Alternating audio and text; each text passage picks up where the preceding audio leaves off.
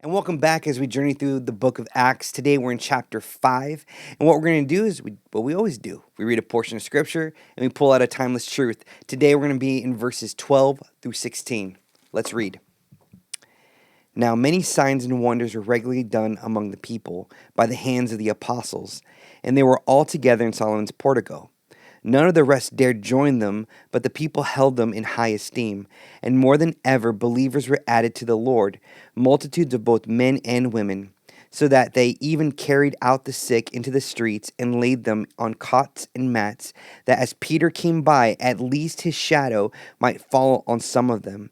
The people also gathered from the towns around Jerusalem, bringing the sick and those afflicted with unclean spirits, and they were all healed. So after the deaths of Ananias and Sapphira, we read that great fear came upon the whole entire church. The news must have spread so quickly throughout the whole entire region that God would not tolerate deception, nor would he allow his work to be distorted by those seeking attention or even control. A holy fear was marked by reverence and awe, settled not only on the church but also on the world that was watching them. So verse 13 says, none of the rest dared join them, and it indicated that people hesitated to casually align themselves with this movement.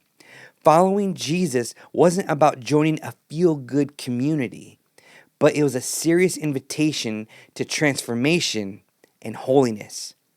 The people's hesitancy wasn't because of doubt in the apostles' message or the reality of the miracles. That part was really compelling. But the real tension came with the cost. Here was the cost: surrender and control, abandoning old ways, and look at this, being accountable before a holy God. Yet despite that, more believers were added.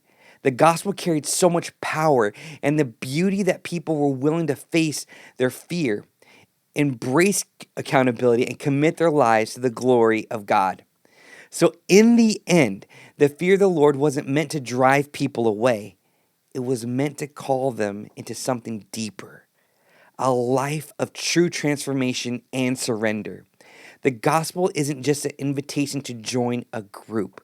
It's an invitation to live a completely different life for God's glory. So church, I want to encourage you that you would view God not as some cosmic teddy bear, not as some angry God, but a God who loves you and desires transformation in you, that he's not willing to keep you where you're at, but he welcomes you and invites you into being transformed into the image of his son. And so that might mean holding you accountable to areas that you might struggle with. Trust the process. Trust him. He is worthy and faithful of our trust. God bless.